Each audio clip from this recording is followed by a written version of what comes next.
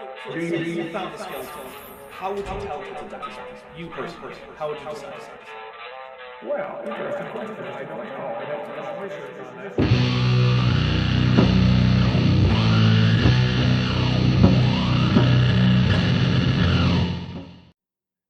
Hey everybody, welcome back to my channel for part 4 of Busting Dismantled.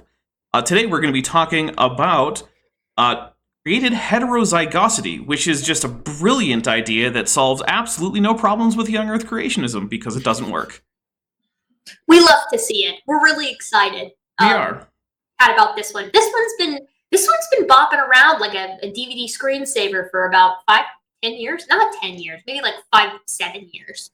Yeah, it was prominent in replacing Darwin. So that was 2017, and then I think there were a few papers about it before that in, Answers Research Journal or what's the Creationist magazine? I think there've been the Creation Journal of Creation. Yeah, I think there've been a few that have been floating around. Yeah, it's relatively recent in the pantheon of creationist arguments. Like Dapper said, I love this one because if you're going to invoke miracles, just do it. But this is a beautiful example of we're going to invoke miracles, no evidence, and it doesn't solve the problem. It's a triple whammy, right? It's the classic creationist triple whammy, right? Like it happens before creation or at creation, so it doesn't count. 2, it doesn't actually solve the problem, and 3, it's just seemingly undifferentiatable from evolution and natural selection, right? Like how would you even look for it? Yeah, right? It comes down to the Omphalos argument. It's like, well, God just made it look like things had a common ancestry with all these, mutations to create this diversity. But that was just created with the appearance of age. Like, all right, well, maybe the universe was, created last Thursday with the appearance of age, and everything, including the Bible, that you think you know about, is just part of God's, appearance of age. It comes down to logically the same thing. At that point, there's no logical difference between those two types of belief. But, let's actually get into this video, because that's enough intro for me. While the actual genetic data reveals a single mitochondrial Eve ancestor and a single Y chromosome ancestor, evolutionists have insisted they must have lived in a larger population. For this reason, they caution the general public not to mistake the evolutionary Adam and Eve with Adam and Eve of the Bible. Yet they acknowledge there can be no direct evidence for the larger population size of 10,000 because all other mitochondrial and Y chromosome lineages supposedly died off. Okay, except that other parts of the genome, you can do time to most recent common ancestor, and it comes back farther back. So problem solved. Also, why are we picking on Chris Stringer's book? Like, why are we doing... This is something they love to do, right? They go after books, they go after pop science articles, but, let's sink our teeth into the actual literature. What do we think about that? No, that's... Illegal, look, out of bounds. That doesn't give you nice little quotes that sound like they mean something, even though they don't. Because nothing about this quote is actually a problem for evolution. All the other mothers were quote-unquote unlucky in terms of not passing on their mtDNA. That doesn't mean they don't have actually surviving descendants. They probably do. Just not from the mitochondrial DNA. Right. Yeah. We can actually calculate at different points along this coalescent, curve working backwards. You can calculate the effective population size. That's part of what you have to do when you build these models. Then you check your models against known data, like we talked about previously, with known human migration events that have defined time spans, right? You bracket when a place was settled, and then you when that happened, and then given the diversity, you can calculate an effective population size. So it's not that, oh well, we don't know we have the rest of the genome, we have the nuclear genome, all the autosomes aside from the Y chromosome, so we have all the autosomes, and we can calculate based on the diversity we see an effective population size. We're not just pulling these numbers out of nowhere.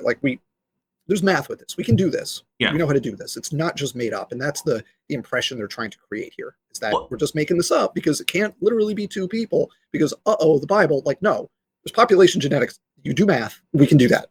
and it's This not is harder than again that. going back to one of the prevailing themes of Dismantled and of general young Earth creationism today, which is that it's like, oh, the scientific community, the conventional community is fighting tooth and nail to keep the truth under wraps. And boy, they sure are aware of all those young Earth creationists and what they're doing. It's like, no, I know Dan and Dapper have had similar experiences, but if you tell one of these conventional guys what you do as a hobby, that you are the young Earth creationists on the internet, the answer isn't, oh my god, those rascally, wily young Earth creationists. They're still around. Yeah. They're still kicking. Who? Yeah, exactly. Dr. Look, Nathaniel Jeanson? Who? young Earth creationists, if you want to be noticed Never by heard of him. mainstream science, you have to actually publish in mainstream journals, and to do that, you're going to have to do honest work where you don't lie about your sources or do the math wrong. So good luck. Look, I mean, it's possible. You can do it. People do it all the time. Journals come out with new articles. Those people did it. You can too, guys. I have faith in you. Also, I just want to point out that the reason that we can say that, one woman had these empty DNA descendants that results in all humans, but her contemporary females also have descendants, is it's pretty simple to think about. If you have a female animal in an XY sex determination species like mammals, right? And then that female reproduces, and let's say over the course of several generations, her female line descendants fail to themselves have daughters.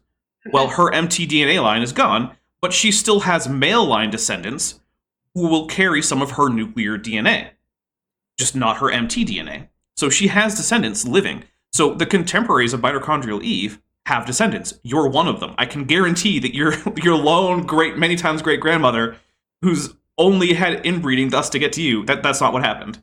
Her contemporaries are also your ancestors. Removing all traces of their existence, leaving, as paleo expert Chris Stringer has said, just one lucky mother and one lucky father.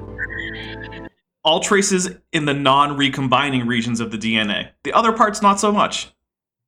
Paleo there's a lot of expert. traces. Yeah. This would have been my hint where I would have said, I wonder if Christopher Roop had anything to do with this script. And then Dan and Dapper would say, yes, he wrote it. And then I would show myself out. Yeah, spoilers. If you can't actually say the name of the field that you're criticizing, no one's going to take you seriously. Well, let's clear that up just for the audience who may not know. Christopher Roop, along with John Sanford, who are both in this, they wrote a book called Contested Bones, and in Contested Bones, they try to, completely tear apart the paleoanthropological record for hominin evolution. And in like the first 2 pages, they're like, we know that these guys are called paleoanthropologists, but that's too long, so we're just going to call them paleo experts. And you just kind of go, why? that's kind of weird, isn't it? Yeah. Why wouldn't you just type it out? Like, you could just Control V this, guys. Like, it's not. You have so little faith in your readership. Yeah, and the thing is, it actually, part of me kind of likes it because it now means that anyone who uses the term, I know exactly how seriously to take them because I know what their source is. And you know where they're coming from. Yeah, that's a good point. So on the one hand, it's absurd and stupid and you shouldn't have done it. But on the other hand, thank you for helping me identify your ridiculous disciples. It's really convenient, especially for someone not immersed in the paleo side of things, because I hear paleo expert, and that's a really nice, the analogy, it's like that was a really nice distinctive Irv insertion. So it's like, I know what lineage this is now. Right. I know what lineage of creationist arguments I'm in. It's from Contested Bones. I know exactly the BS I'm about to be exposed to if I hear paleo expert. And Sanford. The Sanford and group, double trouble. Before anyone says it in the comments, because someone will, I recognize that technically that ends up being an ad hominem if you take it seriously as you said paleo expert, therefore I can't listen to you. What I'm saying is that. It's a heuristic that lets me know how likely it is I'm going to have to check on every single thing, because I hear that and it means chances are every single thing this person is about to say about paleontology or paleoanthropology is wrong. Remember, an ad hominem argument is you're a poopy head, therefore you're wrong. Right. But if you say you're a poopy head and you're wrong, that's not the fallacy. Correct. That's a different thing. So just to be clear. It's just laziness is never a virtue when you're trying to overturn the foundational cornerstone of all of biology. It's just not, it doesn't bode well to focus. Not a good start. Right? Yeah. It's not great. And I want to find out why we have a blank book age here. In an attempt to explain what would otherwise be Oh, okay. another remarkable biblical coincidence, Fair enough. proponents of the ape-to-man model invoke what is known as Coalescent Theory. This theory assumes that over many generations, it is inevitable that eventually only a single mitochondrial and Y chromosome lineage will remain. No, it doesn't assume that. That's a mathematical inevitability. That's Normally- not an assumption. That's just math. Normally, I don't say that things in science can be proven because, that's a math thing. But here, when you take the That's math, it is actually provable that this must be the case, unless you assume that you start out with multiple mitochondrial lineages that are completely unrelated and that simply arise de novo. So unless you assume evolution is false, then evolution has to result in coalescence. This is like how the globe heads just assume that orbital mechanics work the same way as you move outwards from the planet's surface, right? Like we're just assuming it, right? It's not like it's supported by anything. I hate this concept. Or when the globe heads sorry.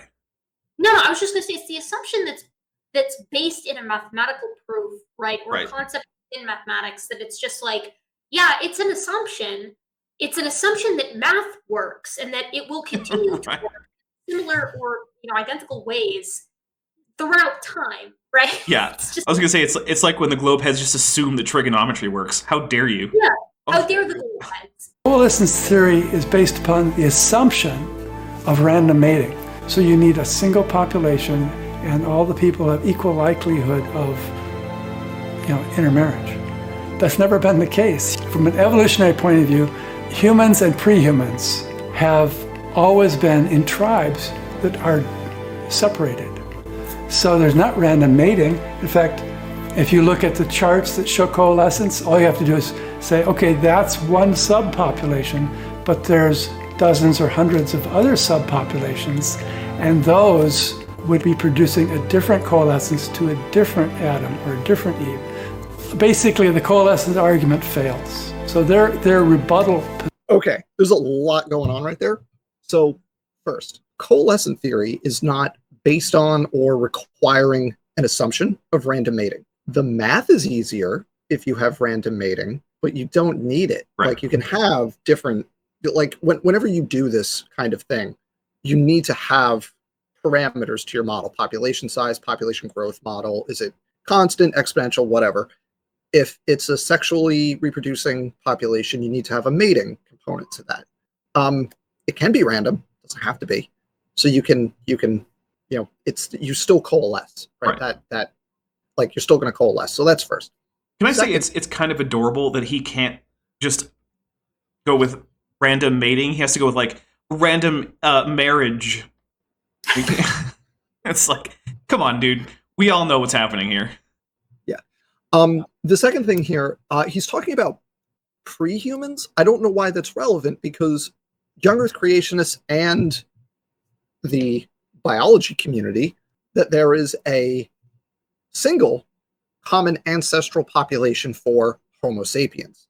So like other members of Homo are not relevant to coalescence of Homo sapiens, right? So I don't know what the relevant is there. It kind of like nods at like the multi-regional hypothesis for human origins, with nobody accepts and there's no evidence for it. Like, yeah, nobody thinks that anymore. That's been like that's done. Disconfirmed a very long time ago. So I don't know why.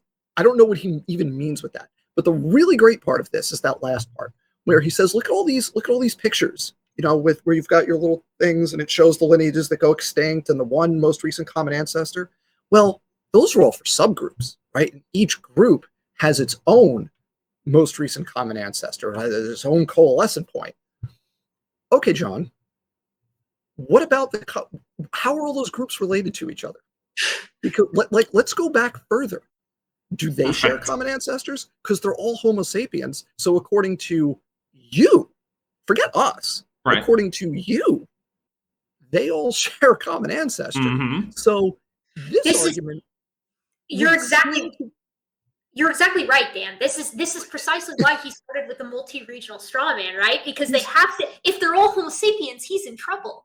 Right. He's arguing against his own position. If we all agree, young Yeah. earthers and Yeah. not, if everybody agrees that the most recent common ancestor that we're talking about is Homo sapiens, then the stuff he's saying right now, if it is, it's not a valid attack on evolutionary theory. But if Right. it was, it would equally work against his own Yeah. idea. But that's actually something I come What are across a lot. What are we doing here? It's like you'll get some creationists who will then go on about something that they would expect, and then it's just like, all right, but that isn't a way to distinguish between these ideas because Exactly. evolution also expects this. So if you're like, oh, we expect based on, our idea of kinds that all of Felidae will have a nested hierarchy within it and we'll be able to tell, which one branched off where.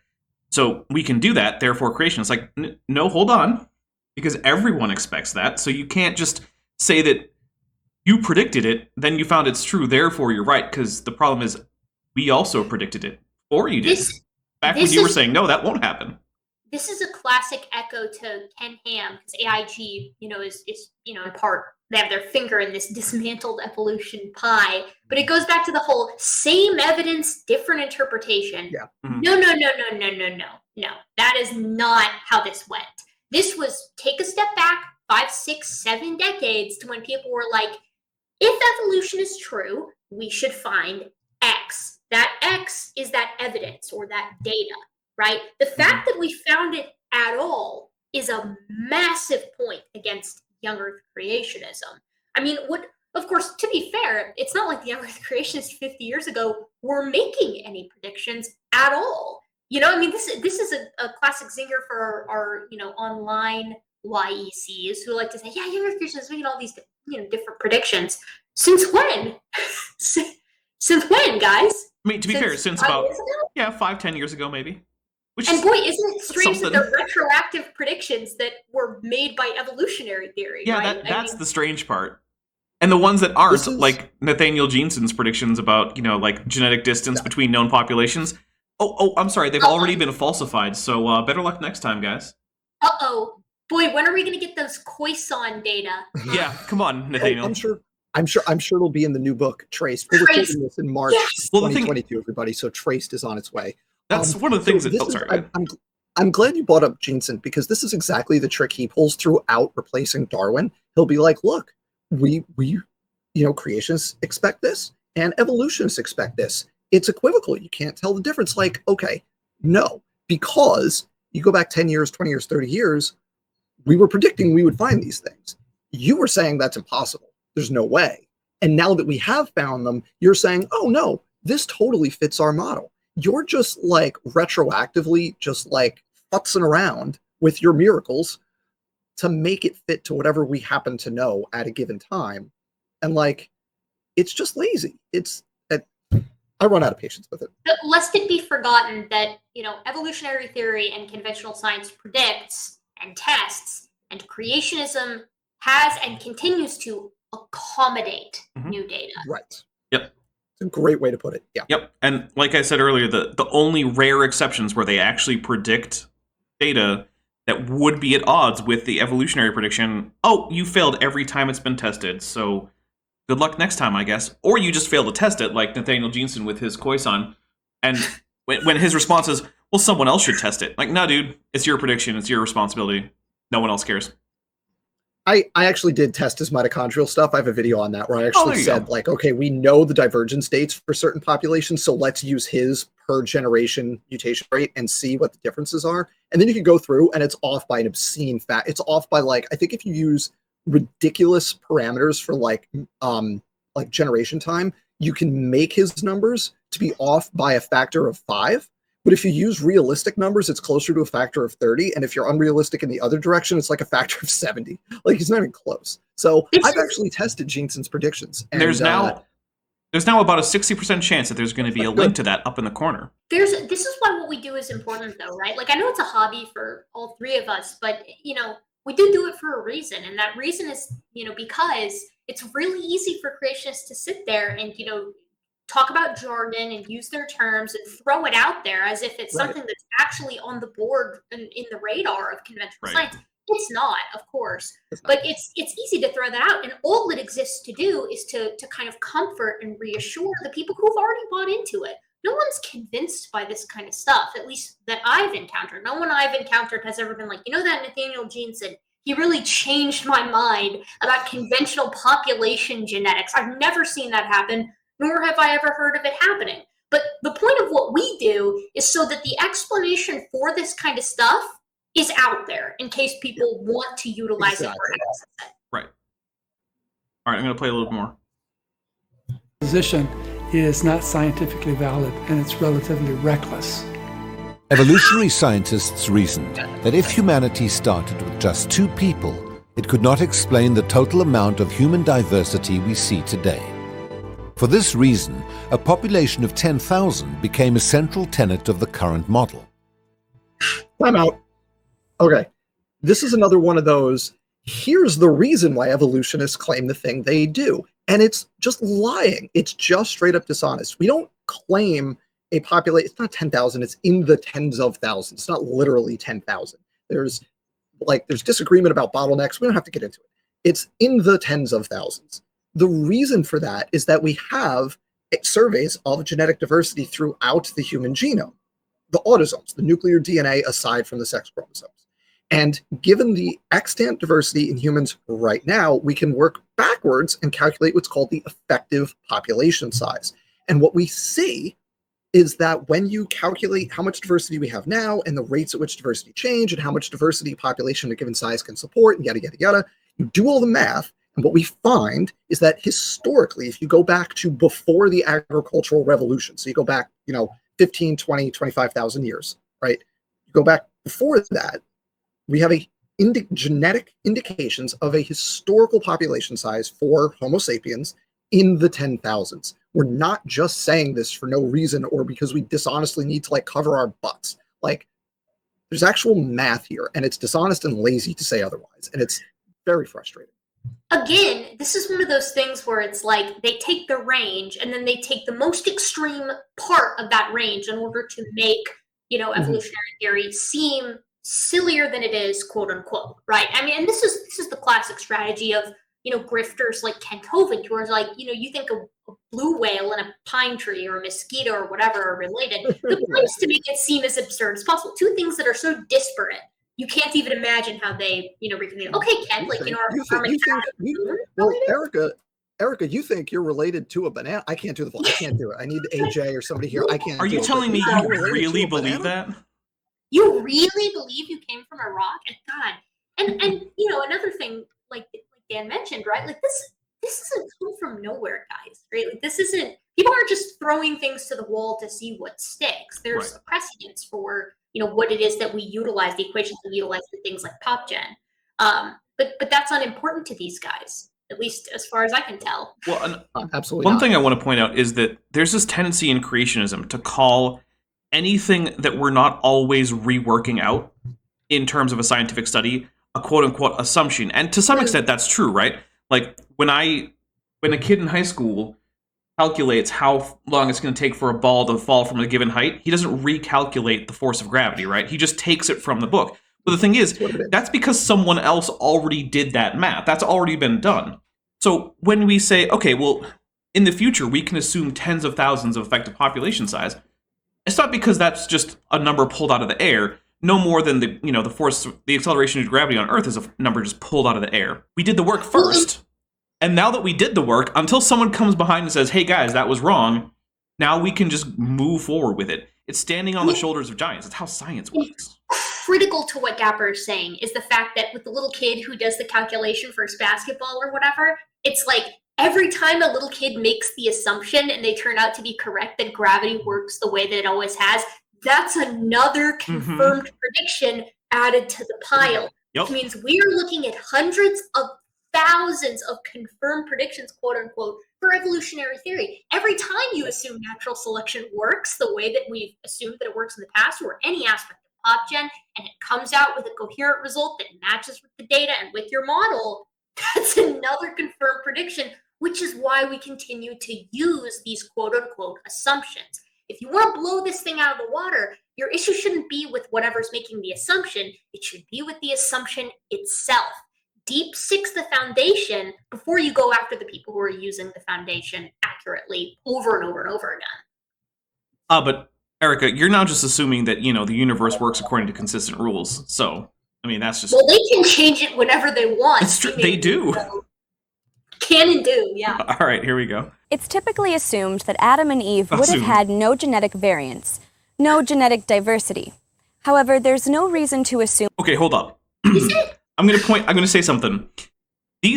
I don't normally hear that, but Kent Hovind did say that he thinks that Eve would have been a perfect clone of Adam, except that rather than getting a Y chromosome, she got a double copy of his X chromosome, which would result in the human population at that point having an effective population size of slightly under 1. Cool. Which is, sure, buddy. So Kent Hovind assumes it. He does. I don't know about anyone else who does. They were created as nearly identical clones. If Adam and Eve were created with built-in diversity for traits such as skin color, all of the different-looking people groups could easily arise in a biblical time frame.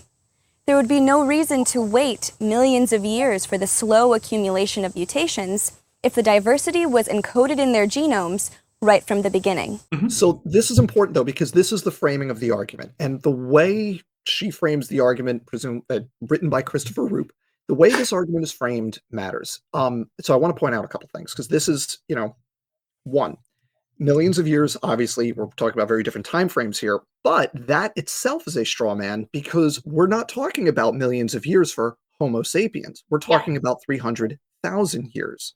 So that's...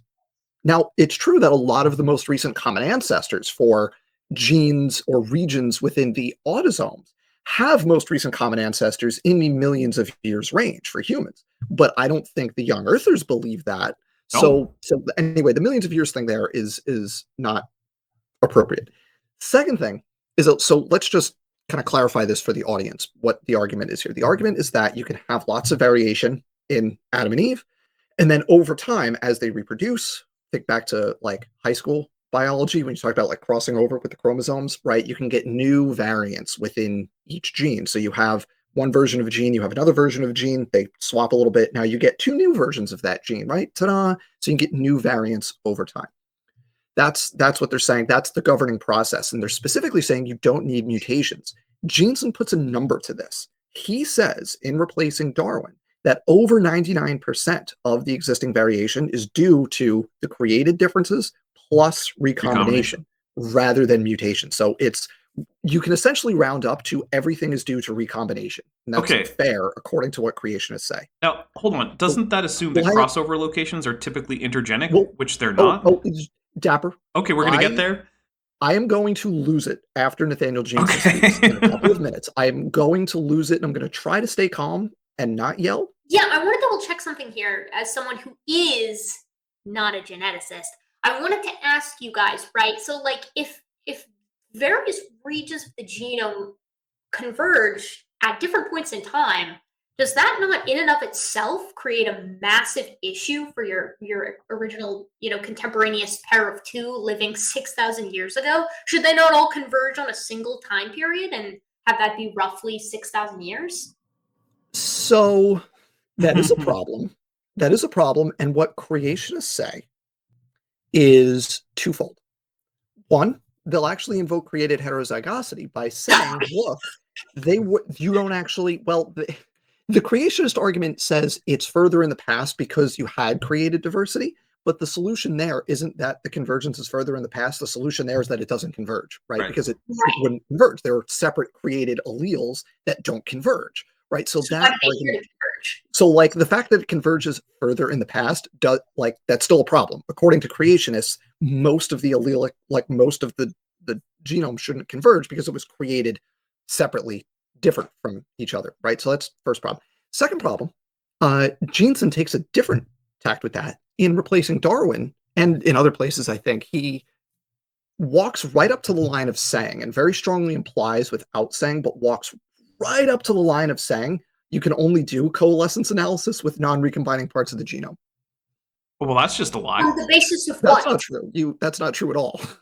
On the precedence of what? On the basis that it makes him more likely to be right if he says that and you believe it. Okay. Well, listen, guys, you can only use gravity and the assumptions with regard to finding out how fast something will fall up to about 50 meters, and then it stops working. Don't ask me why. It just stops working there. I will say, you do need to consider recombination when you do it. And ideally what you're doing is you're removing recombinants from your analysis, right? So you can basically work backwards to a recombination event that futzes with your numbers, or you can identify the recombination event and remove the recombinant samples or the recombinant regions from your analysis. So you do need to address recombination when you do this math, but like you can do coalescence analysis with like autosomes. You're not restricted to just the Y chromosome and the mitochondrial DNA. That's just wrong. All right. Okay, so sorry, Dapper, there's one more thing before we go. And it's that they always focus on the same damn traits when they do this. They always talk about things like skin color. They never talk about traits. And specifically, they talk about, they talk about physical traits instead of genetic traits. And what matters for this, the rate limiting component of this is genetic, right? We hear this all the time. Oh, it's the genetics that matter. What matters is how fast can you get your variants from a heterozygous original pair? So they shouldn't be talking about physical traits like skin color. We should be talking about alleles and how much allelic diversity there is at specific genes in the human genome. Like, for example, the ABO blood group, which has over 1,000 alleles. After Nathaniel Jeanson gets his crack at this, we're going to talk about the ABO blood group a little bit because it's a little more complicated for his math than skin color. But they always love to use these morphological traits, and they ignore the actual genetics that requires them to put specific numbers to this process. And we're going to see why that's a problem. If Adam and Eve were heterozygous, as we would reasonably expect, extensive genetic diversity would quickly arise simply through sexual reproduction, which reshuffles pre-existing variation to produce different combinations of traits. This idea that God creates an initial pair with differences between them and within them. We'll call that term, the technical term is heterozygosity. So this is an idea that has massive consequences in modern genetics and virtually all of our genetic discussions. It also provides a convenient explanation, a very plausible explanation for how you get all the ethno-linguistic differences that we see today. No, it doesn't. Linguistic differences are learned, and okay, this is getting into an area that I know something about. If you take any of these people as infants and you put them in any society on Earth today, and they learn as their first language, whatever the local language is, they will be exactly as proficient and audibly indistinguishable from any other member of that society, with the possible difference of like pitch or quality of voice, but like their production of all the sounds of that language, their accent, it will be perfect. Genetics does not, other than you need the genetics that gives you the human capacity to learn a language. So unless you have some genetic defect that prevents you from learning any language at all, it will not matter if you take any human and put them anywhere else. And you can see that in places like Australia, the UK, or the United States, where there's a large number of immigrants who have, second, third generation children who end up speaking the language locally with the exact same accent and the exact same proficiency as anyone else who grew up in that area. So, no, sorry. Humans are considered one species, and we can produce variety. Are not considered ones. Humans are one species. Homo sapiens is, it's not, some people think. But species don't exist, Dan. I mean, it's true, but I operate within the dominant paradigm, even though I seek to overthrow it. Sorry, species are fake. But as long as species are considered real, Homo sapiens is one species. What is the implication here? Look, someone's got to say it, and I feel like we've reached the point in the video where I'm just going to go ahead and say it. They're really trying hard to make themselves seem like they fall in the not racist category, and then everybody else falls into the racist category. They're going to lean on that hard. Really weird. It is very weird. I gotta be honest with you. It's sort of like a minor obsession of like AIG is to point out how super not racist we are. It's okay to do that every once in a while, but at a certain point, it becomes a little suspicious when you just keep waving the "I'm totally not racist, you guys" flag, and it's like, are you? So there's two things going on. One is the we're not a racist we're not a racist organization t-shirt is raising a lot of questions that are answered by my t-shirt problem. But the other thing I will say, I you know what? I appreciate it. Let's bring up the fact that like human that's races fair. are fake and made up categories as often as you want. I am in. And they're going to do this again later, and they actually are going to. We'll see the example they use.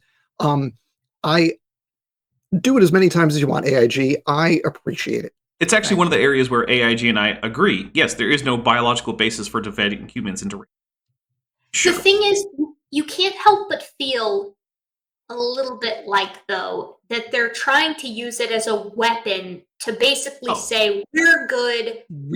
It's the evolution paradigm. Yeah, it not only espouses but promotes racism. And to me, that is very, very odd given the past here in the United States that unfortunately everywhere has of systemic and institutional racism. But let's not pretend like there wasn't a huge role of God says this is okay going on there. One that the sort of Baptist style of AIG would have been quite at home utilizing back in the day. This is going a little far afield, but the historical connection between like school desegregation and like religious schools in not just in the South but across the United States that were basically fronts to maintain segregation, plus the homeschool movement, which is intertwined with the young Earth creationist thing, right? These are all you can't disentangle the historical roots of these various movements.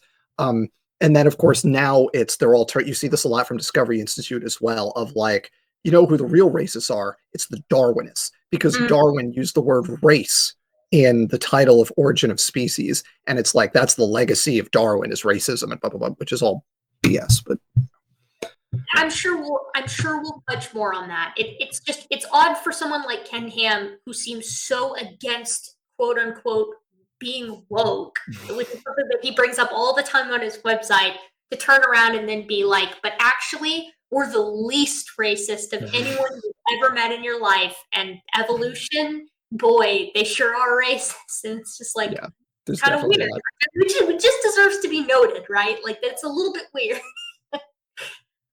All right, here we go. In a single generation. So if a dark-skinned Sudanese person marries a light-skinned Finnish individual, their children will be an intermediate skin tone and have features from both parents. And if you had a Australian Aborigine who marries a Han Chinese, and they had children, and so then the offspring of these two mixed marriages had children, they could produce a whole diversity of individuals. Why is that? Because people today still have heterozygosity. They have less heterozygosity than what I'm saying Adam and Eve had. In other words, Adam and Eve... Hold on. No, keep it going. Let him finish this. Okay. Let him finish the sentence. I was going to say, that doesn't make any sense, but okay. Just trust me. Okay. Eve could have produced in their many children every version of human that we see today. Okay, once you have an original... Adam, I just want to make sure everyone heard that. Adam and Eve could have produced in their children all of the diversity you see in humans today. That was the specific claim. Not even his idea where you need significant intergenic recombination would allow for that. Because there wouldn't be enough opportunities for crossover in between. And when I say intergenic, I mean like inside of a gene, there's a crossover event that splits the gene in half. Those don't happen much. And Adam and Eve's children, that's not going to be enough opportunities for that. Even according to him, modern humanity must have more genetic diversity than just Adam and Eve. So do you want to hear just how big a problem this is? I do.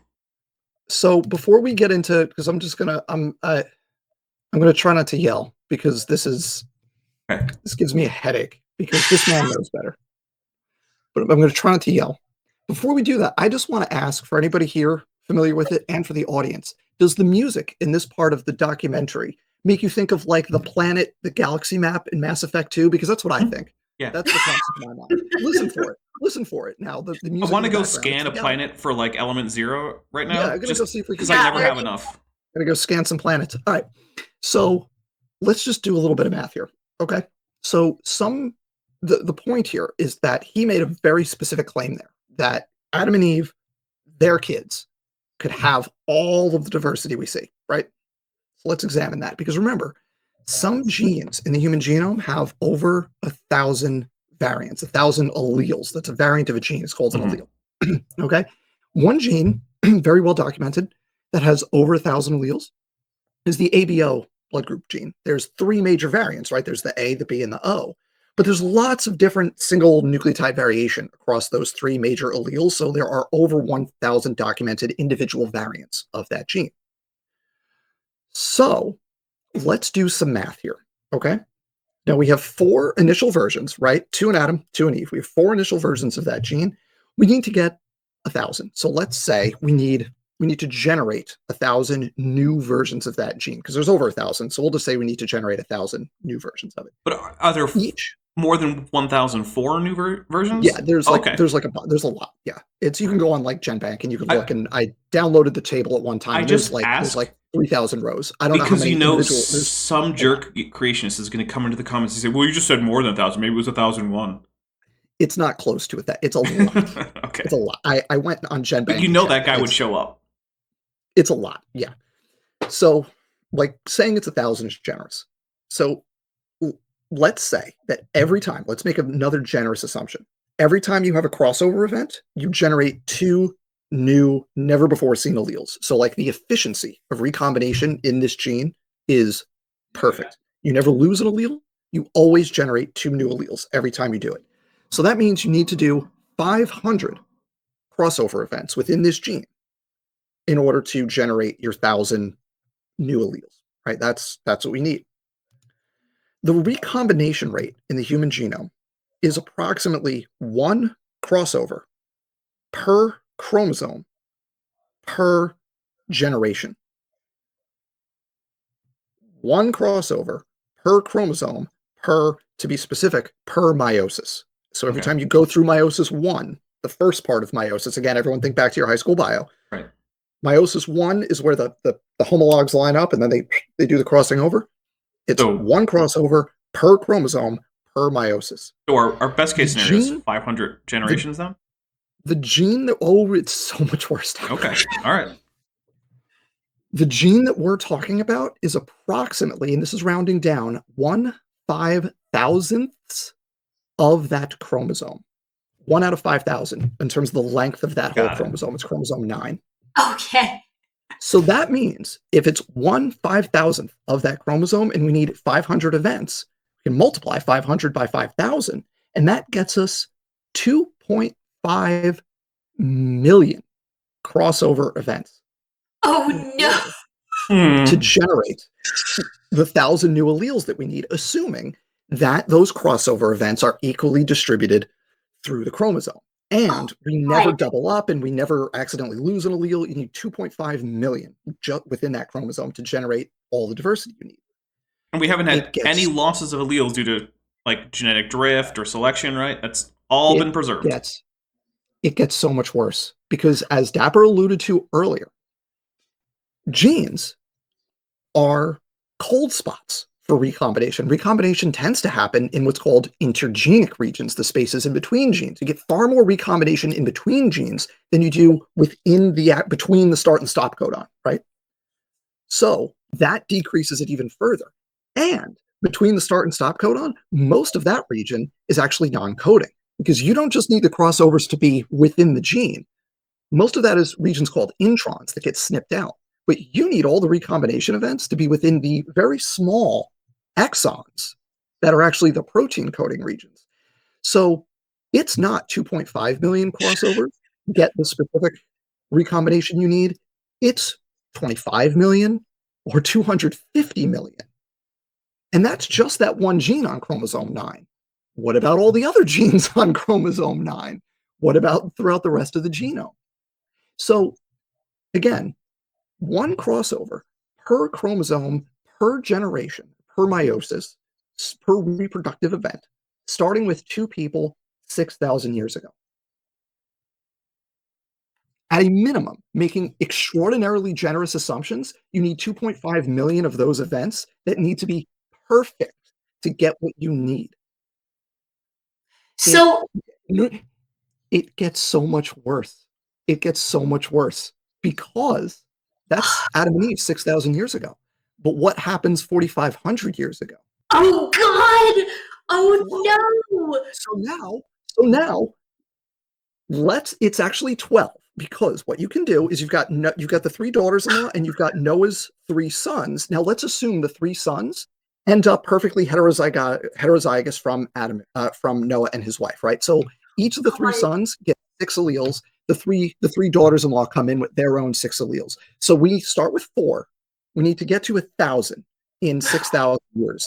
We go a quarter of that time. We go 1,500 years. We've gone from 4 to 12. And we've eaten up a quarter of the time allotted to get to 1,000. And now all the math that I just said that applies to Adam and Eve for 6,000 years now applies to Noah's family at 4,500 years. You've eaten up 25% of the time. So that's the crux of the argument, that when you actually apply it to something where we have real numbers and you do real math based on what we know about population genetics and how like inheritance works and how evolution works, this idea is completely bananas. They said earlier about like, well, it's reasonable to assume that they were created with diversity. Okay, fine. Let's just assume a miracle for no reason. That doesn't solve your problem. We can solve the problem with additional miracles. For example, you could hypothesize a supernaturally accelerated recombination rate in the past. You could just hypothesize, say, well, recombination was faster. It was super fast. And that explains it. You could say we've supernaturally targeted the exact recombination breakpoints you need. So you don't need all those recombination events. The first 500 do what you need to do. Also perfectly valid. Also invoking a miracle for which we have no evidence. You could, and this one I like, created germline diversity, saying not only were Adam and Eve's somatic cells heterozygous, but in their germline they had extra diversity in the spermatogonia and the oogonia. Rob Carter proposes that in a paper. He says, well, you know, we're not officially endorsing this idea, but this is another potential source of diversity. Could be, right? And then my personal favorite, which to creationist credit, I've only seen this from a couple random people on Reddit and YouTube. I've seen this, created polyploidy, the idea that Adam and Eve started with not 2 of each chromosome, but a lot of each chromosome. And then as the lineages diverged from each other, they lost chromosomes over time, which, I mean, to be fair, jives nicely with like genetic entropy, right? If you're just going to say it's degenerating, just say you're losing chromosomes left and right. Sure, why not? These are all additional solutions, but they require additional ridiculous miracles in order for them to work. Yeah, that's what just make it up. Just make it up as you go along. That's what they're doing already. I mean, I know that's very mean, but it's really hard to read Jeanson's stuff and not come to that conclusion. He does a really, like, to me, offensive bait and switch with this, because he talks in replacing Darwin. He doesn't use like population genetics language. He uses math language to talk about this. He talks about combinations and permutations. Oh God, oh, no. And he talks about combinatorial diversity. Basically, you have like this gene and that gene, and you can get lots of combinations of these 2 genes. It's like, well, but what matters is how many versions of that individual gene you have. I'm not saying that like you get type O blood with this other paired with this other thing, right? That's linkage, right? Talking about, you know, what things are associated in the genome. What he's talking about there is like linkage equilibrium. And like, okay, that's a separate question, but that's not this question. This question is, how much allelic diversity can you get from recombination in a single gene in 6,000 years? And the answer is not as much as we see in the human genome. That's the answer when you do the actual math. And it makes me so mad that this person, who is supposedly a freaking professional, and who is a professional, who knows, he has published papers in the secular literature. He has a legitimate PhD. He knows how this stuff works. And he has the nerve, I'm not going to say a ruder word for what he has, but he has the nerve to put this work in front of people and expect that it's taken seriously, and then take offense when it is not. It is like, this is laughably lazy, offensively bad work. And like the fact that he expects it to be taken seriously says a lot about what he thinks of his audience. I said I wasn't going to yell. I try not. I'm sorry. I try not to yell. I don't but think you Jensen did. Just does it. I don't think you did. But I do think This guy. the other word, another word might be chutzpah, which is always a fun word. That's a good word. That's a And good word. you know what? I actually have an oddly high proportion of my audience as Jewish people. So you know what? There you go, guys. I put in some Yiddish There you go. for you. Although not all of them are Ashkenazi, so that might not matter. But who cares? I mean, you really have to wonder how strong the dissonance really is. Like, is it really intentional with Jensen? It's really hard to say that it isn't. It's really hard to look at what he's doing and say that this isn't intentional. But I mean, how do you work? I mean, really, how do you work around the degree and the qualifications that he has and come to the conclusion? I don't think you can. Mixing up basic stuff. Dr. Jensen, Nate, if I may. Natty. I think you're lying. I think you know that you're BSing. But I would love to talk to you and for you to try to prove to me that you're not. Come on down. Come have a conversation. I also would love to see that. But I feel like he's under contractual obligation to keep that little dog collar on that Ken Ham gives him, and he has like a 3-foot leash, and that's it. So it's just really curious, you know. I mean, you have someone who comes out here and they're parading around as if they've discovered the truth and they want everyone to have access to the truth, you know, but they won't come and defend it, which is quite strange, you know, for someone who's so overconfident, perhaps in their work. You know, he kind of does like a little slap and run, right? I mean, come on. You think Jensen's really giving us a run for our money on Dodgeball Golden Award, the Golden Dodge? I think he is, yeah. Or more specifically, Ken Ham is, because I think Ken Ham also knows that Jensen is lying, and that's why he keeps him on such a short leash, because he knows that if Jensen ever goes out into the wild, he's going to be like have his throat ripped out by the wild coyote, because he's just a tiny little dachshund who has absolutely no ability to defend his ideas. That might have gotten a little bit too gory, but that's okay. Well, moral of the story, if you ever find yourself chatting with old Nat, make sure you got a camera on, because we sure would like to hear his thoughts on some of this stuff. I'd love to hear his thoughts on any of it, literally any of this. But also, don't violate any wiretapping laws while you do so. Don't do that. No. Yes. So check your local laws and, you know, all that. Do it. And by the way, just because you're in a single-party consent jurisdiction, if he's not, if he's in a two-party consent jurisdiction, yeah, you have to follow the harsher rules. So careful. Check your local ordinances, everybody. And his local ordinances. Because there actually was a woman not that long ago who was charged for felony wiretapping for recording a conversation from a state with a single-party consent, but the other party was in a two-party consent and didn't consent to the recording. So do be careful. So yeah, felony wiretapping, not a joke. Here we go. Original pair, original population, an original set of 8 if we're talking about the flood, that has heterozygosity. You can explain people groups just like that. A striking example of built-in genetic variation can be seen in the example of twins born from mid-brown parents. Mother Kylie Hodgson and father Remy Horder gave birth to twins Remy and Kian, who appeared racially different. The two-tone fraternal twins shared the same womb and were born a minute apart. What most people would typically see as racial differences arose in a single generation due to gene segregation. Just like people living today, one can reasonably expect Adam and Eve to have had a large pool of genetic variation built in to their genomes. Prior to modern genetics, evolutionary scientists claimed that there were fundamentally different races of humans that evolved in diverse parts of the world. Okay, now we're just going full explicit into evolution today is multi-regional hypothesis, which is not true. It's... I mean, they're saying So African Homo erectus goes to modern Africans, and European Homo erectus goes... Also, is there such a thing as Australian Homo erectus, Erica? Because I don't think there is, but, like, what do I know? There isn't, no. Okay. Homo erectus makes it to Oceania, lots of areas of Oceania. You know, Java, man, is the first. I mean, Eugene Dubois found the first Homo erectus fossil, you know, in Java. So it's pretty impressive. That, yeah, I mean, they could get to places, but yeah. You don't have any evidence of Australia.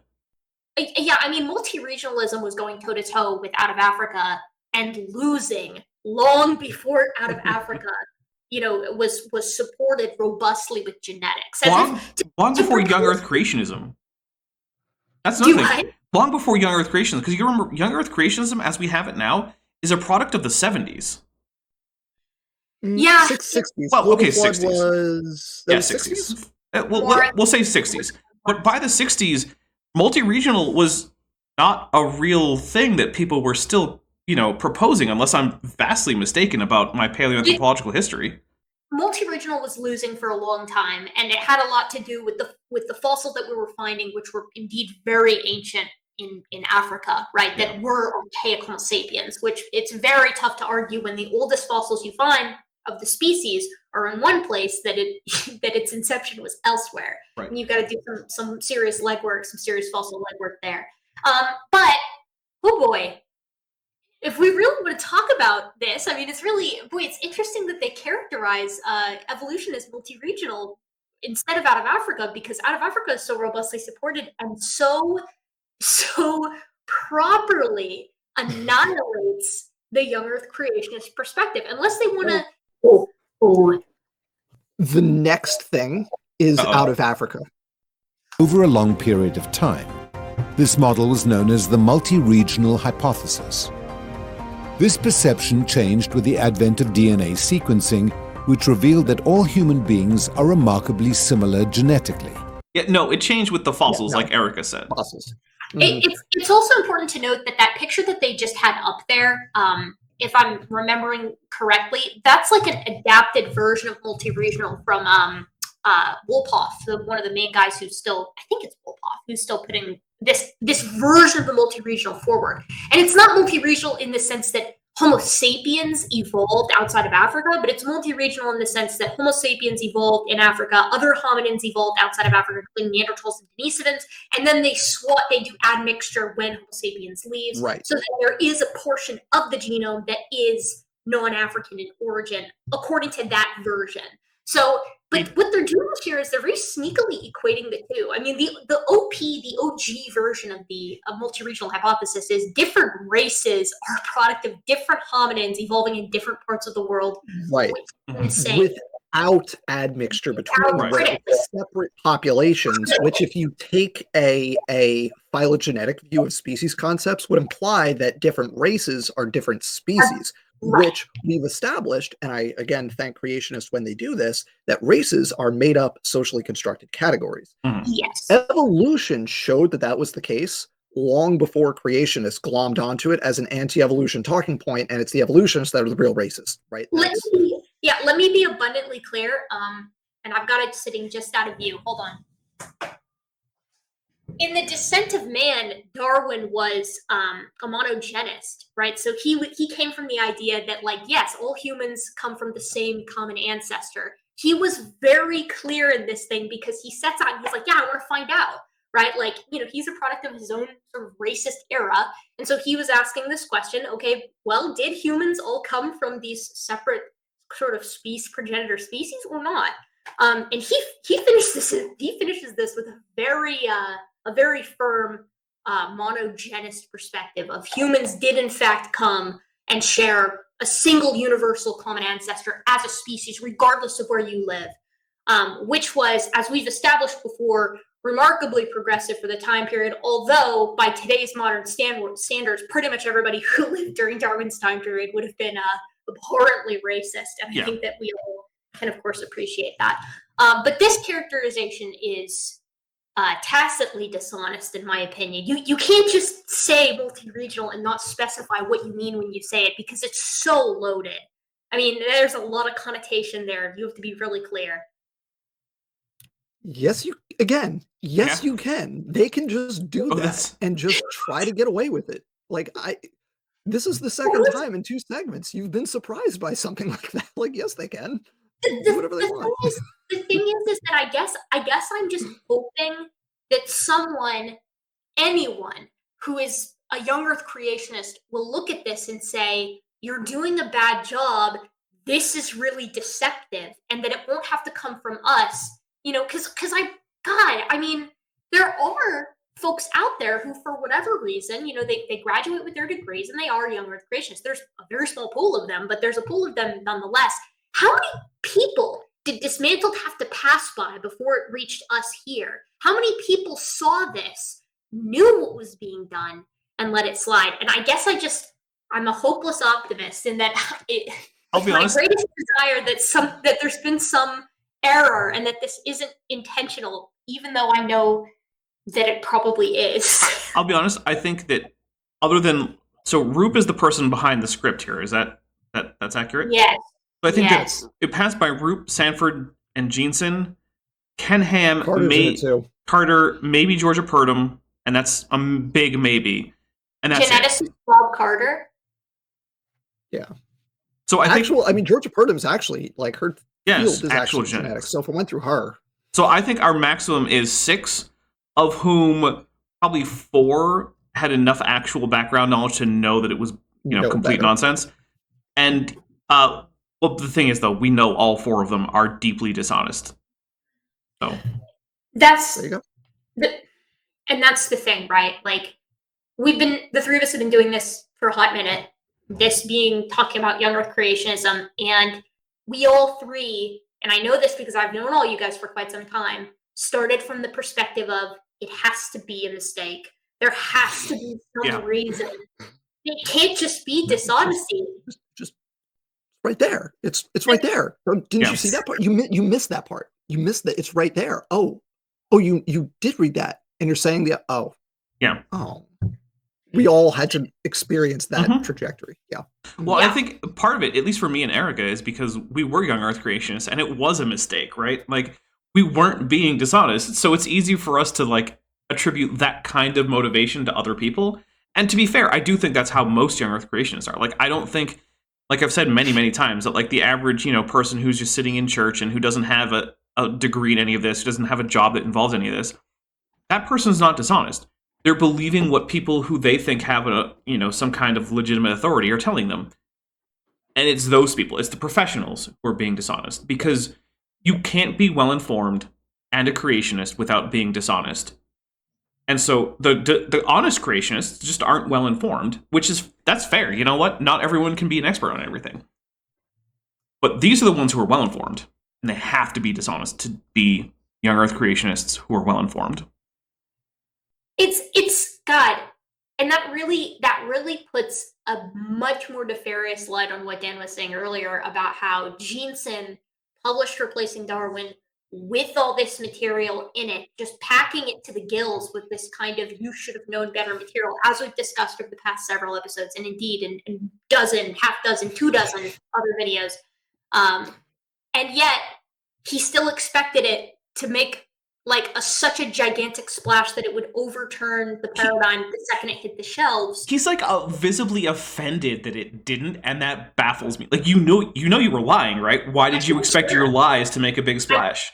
And I can't swear that. It's very weird. I don't want to be an armchair psychologist, but it's hard to think of a reason other than just narcissism. Or just heavy dissonance, right? Like maybe he's really good at blocking off his conventional education and what he's doing now, and he just put up a big floodgate, and he said, we'll open up the floodgate, get it, floodgate, and take bits and pieces of what we need to do our kind of sham grifter style genetics when we need it, and the rest we'll just keep behind that door, and we'll keep that door under lock and key, because God forbid some population genetics spills out. Yeah, that's the Pandora's jar of being intellectually honest and consistent. Can't have that. I don't know. I mean, we're of course we're speculating, but I would rather speculate that there's something going on that maybe we're not privy to than just be like, nah, he's a liar. But it's hard though, right? It's like Occam's razor here. I mean, maybe he just is. It's at this point, I think not just the preponderance. I think the only reasonable conclusion is that Jeanson is dishonest, and he has the burden of evidence to show that he is not being dishonest, because it's extremely blatant at this point. And it's not just him, right? It's a whole bunch of them. Well, if it's this evident, it should be easy, right? Like if he's correct and this is so obvious it should be so obvious to everyone, then he should be able to walk up, slap this stuff on a whiteboard or a corkboard and walk away and have everybody go, oh crap, he was right all along. But to my knowledge, none of this is in conventional words. Doesn't try. Doesn't go to Yeah. doesn't go to real conferences. Doesn't publish real papers. Doesn't try. Well, and like we mentioned before, he'll publish a book. He'll publish a book and say, "I invite peer review." And then when someone like Dan bothers to do it, because most people aren't even going to bother because it wasn't really published in a real publication, he doesn't accept it. He has nothing to do with it. He's like, "Please peer review me. Please peer review me." Publication. Yeah. That's not how peer review is. If No, he's it's not. saying, I wrote a book and published it. I'm inviting you to peer review it. You already effed up. That's not how peer review works. And they know, the professionals know that. But then The you ones do that it have anyway, legitimate Dan. Degrees know that. But then you do it anyway, and he still ignores it. It doesn't matter to him. Well, nobody pays attention to me except Rob Carter, apparently. But nobody else. Yes, because you were a troubler of the creationist world. Which I feel I'm a little like they jealous. I feel like they probably don't have as much going on as we think, and I would be surprised if more people than we give them credit for know who we are, because a lot of these people are like Control F, Google searchers for themselves, right? Like, I don't know. Yeah. It is now well established among the scientific community that all people, regardless of their skin color or ethnicity, are 99.9% genetically identical. The so-called racial features that we tend to focus on are essentially only skin deep, reflecting trivial differences in our genetic material. Physical traits like eye shape and melanin. Okay, but why did you focus on them earlier? That's all I had to say there. Like, you could have focused on the actual genetic differences, but you didn't. Weird thing to do, but okay, here we go. Production amount to a minuscule 0.012% difference in our DNA.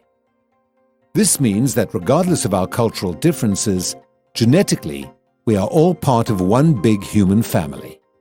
If you have designed organisms, created organisms, they would be designed and created so they have internal diversity. You don't have to wait for mutations.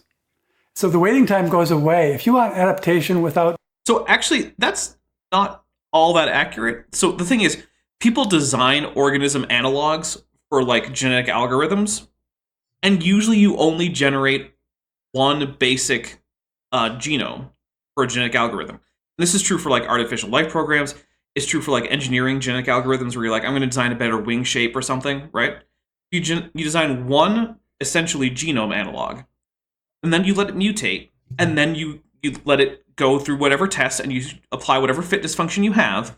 So we know that when people design analogs to organisms, they don't design a whole bunch of different genomes. They just give one go and then let it do whatever.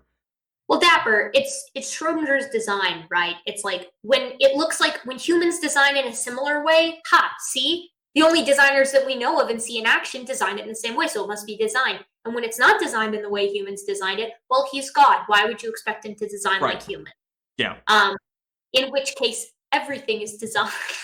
It's all design. Ultimately, that comes with the problem of omnipotence. Since omnipotence can explain anything, at least in terms of a scientific sense, it's not an explanation for anything, because you can't use it to make any future predictions about anything. Because literally anything could be accommodated. Now, I don't think that means there's no God necessarily, but what it does mean is, in terms of science, you can't invoke that as your explanation, because it just means, well, now we're done with scientific endeavor for the rest of time, if that's your adequate explanation. I want to make something abundantly clear from my perspective. This is Erica Gutzig Gibbons' opinion, right? Like, it is not the job of science to make claims about, big G or little g God or gods, right? Or big T theism. That's not why we sit here and spend time debunking young Earth creationism. We do it for the same reason that flat earthers debunk flat Earth and, pro-medicine people debunk anti-vaxxers and all that kind of stuff. It's because pseudoscience is bad. Mm-hmm. Pseudoscience is bad for everyone. It instills a natural...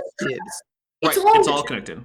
Like you look at CMI and they're all like, oh, hey, everyone should go get the vaccine and wear their masks. And then it's all surprised Pikachu face when their anti-science audience is like, oh no, how could you do this? I used to think that you were on the side of righteousness and God, but now you're saying get a vaccine. Yeah. And it's no wonder that the vast majority of theists, at least in, here in the United States, are like totally chill with conventional science. I wouldn't say vast majority. Let's just say the majority are okay. Majority, yeah. And they're not around trying to grift Like- the public, for lack of a better term. I mean, that's so this is getting kind of meta, but this is, I mean, just speaking personally, this is why I deal with this kind of stuff. It's not that like who cares how old the Earth is that someone thinks. Like someone thinks it's 6,000 years, like I don't care. Whatever. It doesn't matter to me. Yeah, on its own, that's not a harmful belief. Is if you're teaching that, in order to convince somebody of that, you have to like teach them to short circuit a whole lot of critical thinking, and that leaves them susceptible to other forms of pseudoscience, or just putting it less politely, other forms of BS, like anti-vax stuff or whatever, right? Whatever conspiracy theories. And that stuff is actually dangerous. And like, it's not surprising, but it is startling. Right? If I can draw a distinction between those two things.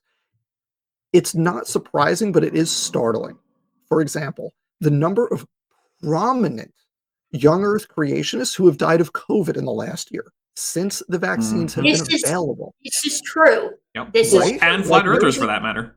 There is a correlation there. And it's not that like, if you're a young earther, you're automatically an anti-vaxxer. It's that if you are taught to think in such a way that allows you to accept something that is obviously not true, you are susceptible to other obviously not true beliefs, some of which will have actual real world consequences that simply believing the world is 6,000 years old on its own does not have.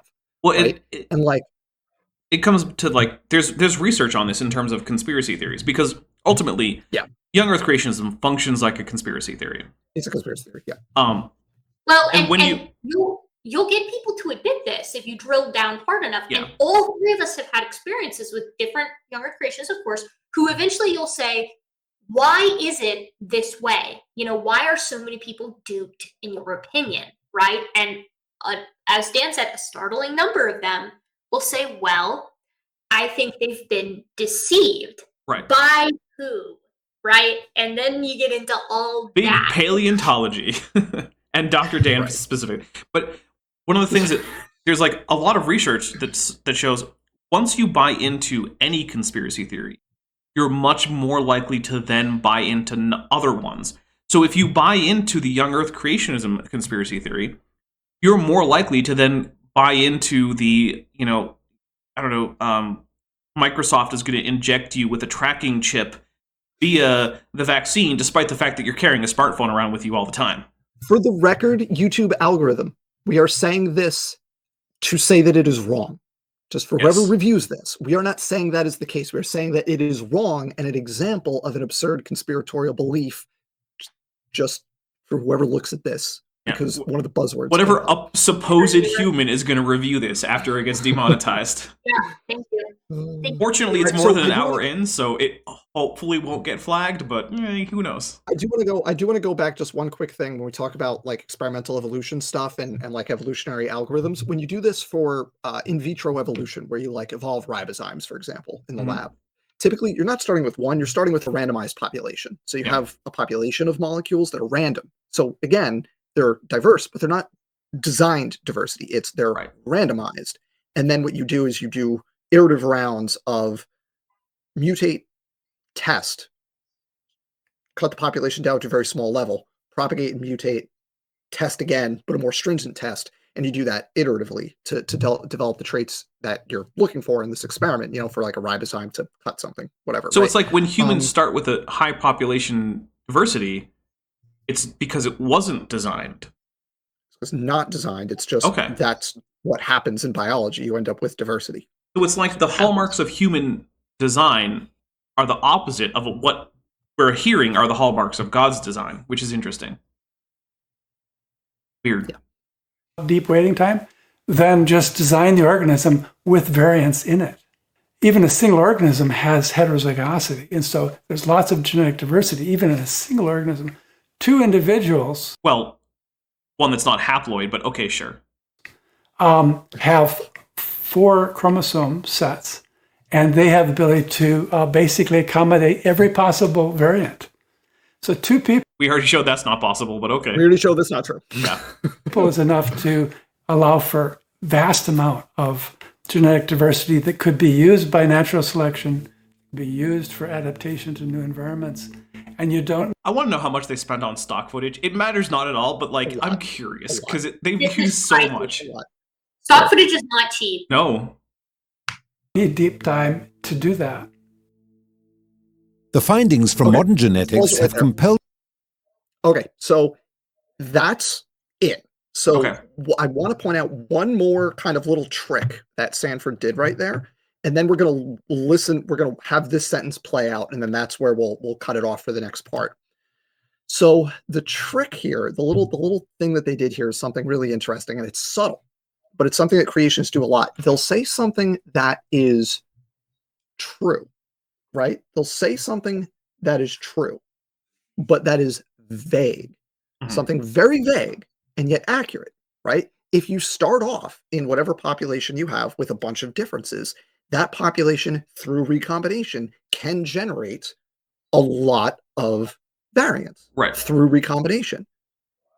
Yes, that is true. Agreed. But the problem is how much variation, what's the initial starting population size, and how much time are we allotting, right? Those parameters matter in terms of the creation model. And what I've shown when I did my creation myth on created heterozygosity, I went through in more detail the math that I went through earlier and showed that it doesn't work. But what Sanford just did, he said something extraordinarily vague. You know, if you start with heterozygosity and you just have processes of, you know, whatever, you can get more variance than are present in the parents. Yeah, totally true. But you can't just hand wave that to, therefore the Yek model is valid. And that's that's what they love to do. This is akin to, in my own area, right? It's like they're like, new fossil completely changes story of human evolution, and then and it never does. Yeah, it never does. And it'll be like, oh, it's a new lemur, it's an adapid, and it moved up the adapid Omomaid divergence by like 100,000 years. And then you're like, oh, okay, cool, that's kind of neat. But that is not like saying the thing, like, is it technically true that that changes the story? It would be if we changed anything all the way back to Luca, right? Technically speaking. Changes the story. It would change the story of human evolution.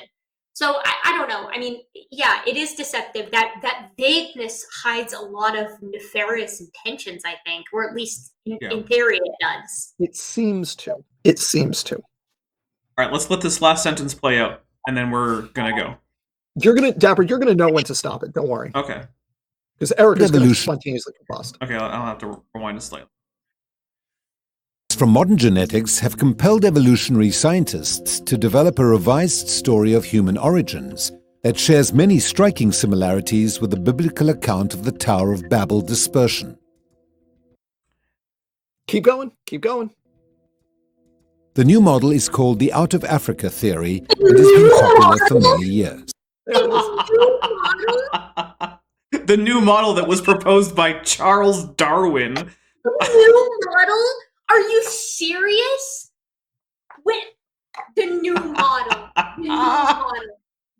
Holy shit, dude! Can I just point out? It's not even worth it. Okay, folks. As we've previously mentioned, Out of Africa was proposed initially by Charles Darwin way back in the 1800s. So new, not quite. This would be like the new model of Linnaeus's taxonomic system. Brand spanking new. Oh, the evolutionists always at it. Can I point out that in a previous installment, I forget which one, they claimed that the Out of Africa model, I think it was I think it was in part 3, they claimed that the Out of Africa model was developed due to some genetic evidence that was first coalescent stuff from 1987. Now we've moved it forward to once we've been sequencing human genomes. So now we're was it 1998? 2000? When did the human genome get finished? Okay. 2001 or 2001. So now we're after that. Yeah, until then, no one thought that humans came from Africa. So now we're in the 21st century for the advent of Out of Africa, even though previously the time that they put for it was 1987. That's in living memory. Now we're in the 21st century. But most of their audience remembers before the Human Genome Project was finished. They know that Out of Africa was the consensus before that. So guys, if they were paying any attention at all. why do you think it is that so many people went from the UK to Africa to search for fossils, in the early 1900s? Why do you think it is? Oh, okay, I know what it is. They were all getting together in their smoking jackets in a big room lined with wood paneling and big tall bookshelves and a fire and a globe that opens up into a decanter of whiskey with some glasses, right? Right. So they're all there with their whiskey and their snifters and their pipes, and they had a hat. So far. They had a hat in which they put the name of every continent. And then one guy with really big mutton chops, right? He came up and he said, "All right, old chaps, we're going to decide which continent to check for hominin fossils." And he shuffled the papers around, and he pulled out, and he said, "By Jove, it's Africa." And then they all just went to Africa. That's what happened. We all know it. Golly, dude. That's just like, you have to avoid, because anything that talks about human origins, and I know this because I've read hundreds at this point, probably because this is your field. This is what I do, and I'm taking hominin evolution as a graduate class right now, because the last time I took human evolution was in like 2016, and things have, wouldn't you know it, changed since then. So we've discovered a whole lot of new hominins. It's great. We love it. Love to see it. But yes, the vast majority, in fact, I'm actually struggling to think of a recent memory, a paper that doesn't at some point say, yes, given humans evolved in Africa, here's now our topic on Australopithecus afarensis, or here's now our study on Sahelanthropus chinensis, or, whatever, Afropithecus, if we want to go back into the deep mind. It doesn't matter. Everyone knows this. This has been the case. And the reason is because we don't find hominin fossils that are very basal outside of Africa. In fact, some of our oldest members of things like, Homo erectus are in either we're talking about sensu lato Homo erectus here, but are in Africa. For the audience, what does that mean? It's like in a broad sense, right? So you might be including things like the Dmanisi specimens, or, things that some people would consider, Homo ergaster or Homo antecessor, or, things that are really close to Homo erectus but aren't quite there yet. As opposed to sensu stricto. Sensu stricto would mean, universally accepted as. Very, yeah. So I really struggle with this. This is called Dismantled. It's meant to debunk human evolution from the genetics. So you can't, and what I must assume here is that at some point during this writing, they're like, okay, we're doing it from a genetic standpoint, and because Out of Africa was so thoroughly verified by genetics that they're like, oh, okay, that must have been when they came up with it, which is concerning to you because Roop, the writer of this script, wrote Contested Bones, which is the debunking of paleoanthropology, which is how we first know that Out of Africa was a thing. That's how it first came to be thought of as the prevailing idea. So it's not just Jensen who's lying. Everyone's eyebrows. This is so massively concerning. Yeah. Given all of the little intricacies that we know of with regard to the scripting of this and the people involved, I don't even really know what to do with it. Honestly, well. What it drives home is that Roop is in writing Contested Bones. What you might be able to take Roop as some sort of ill-educated buffoon who just stumbled into this, made some bad assumptions, and came up with a nonsense conclusion for his book Contested Bones. But given that he has the information that he would have had to have to write that book, which involved going back to some pretty old sources on paleoanthropology, for him to then make this video, he has to be lying either in this video or that one, or both. Listen, I've got Contested Bones annotated by the word, and I can tell you that there is no way that you could have written that text. I'm telling you right now, there is no way that you could have written that text and not known the history of Out of Africa.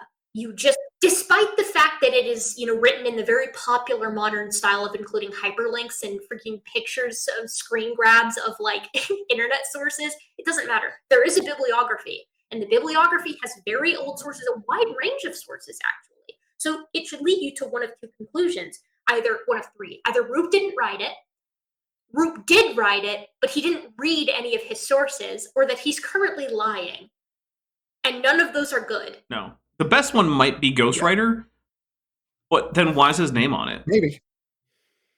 Honestly, why is his name on it? Like, I understand why people ghostwrite their autobiography, right? Like, oh, I'm not good at writing, but people want to read my quote-unquote autobiography. So I hire a ghostwriter. I get it. I think it's a little dishonest. I don't like it, but I get it. But with this, why? Put your name on as a co-author if you think your name has that much clout. Right? It's just, it's not good. No. It doesn't bode well. I mean, like...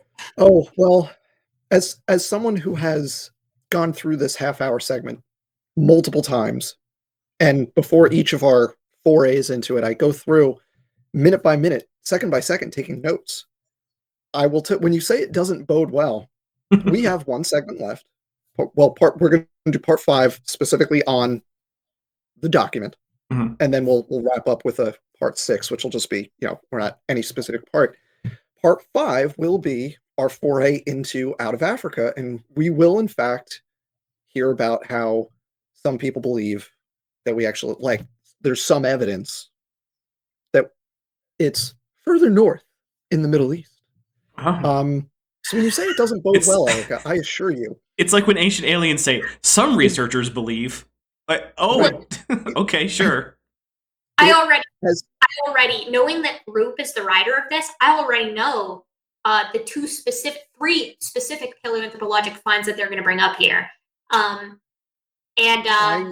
think you are giving them more credit than they deserve in terms of the amount of evidence they will present in their favor. Yikes. Well, you say that, but Roop is the writer, and well, they'll probably do it we'll do a 2-pronged approach. That's how they like to do it.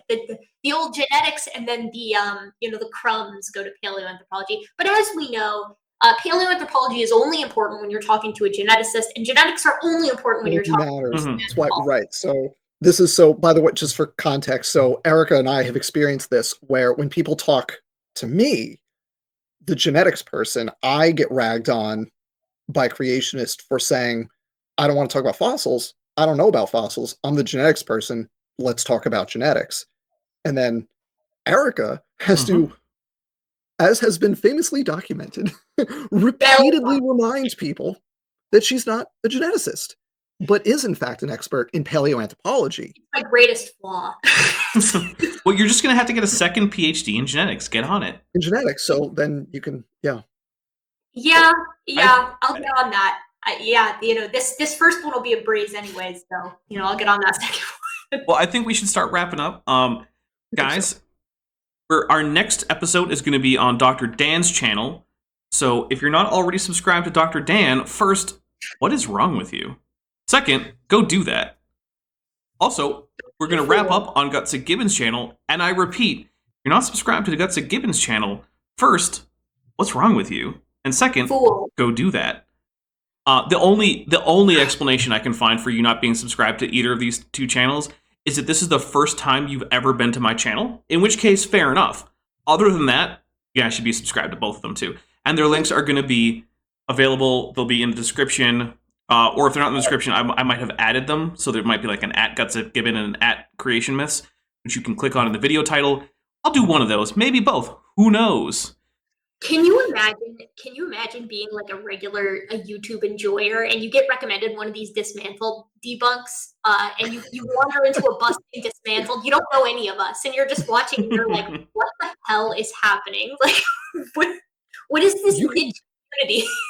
You can cut that out, but this happened one time in like midway, like 20 minutes into a stream I was doing one time. Someone in the chat was like, "Oh, this is interesting. What's going on here?" It's like, how did you wander into this?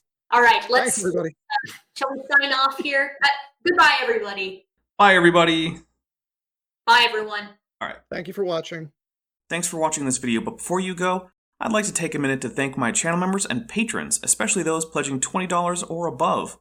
Bob Knob, Bent Hovend, Denny5252, Ian Chen, John Ackerman, Chris Love, Landon Knoll, Sphincter of Doom, and Patrick Dennis. Without the help of the people whose name you see on screen right now, this channel simply wouldn't exist. If you'd like to join the team, there's links in the description to my Patreon, as well as a join button right below this video that will allow you to join on YouTube. Joining gets you access to an exclusive Discord server, early access to my videos, often more than a month in advance, as well as other perks depending on how much you decide to pledge. However, if a monthly or annual pledge isn't for you, There are other ways to support the channel, including a merch store down in the description. And hey, just liking and sharing this video always helps a lot. Thank you very much. I'm the Dapper Dinosaur. How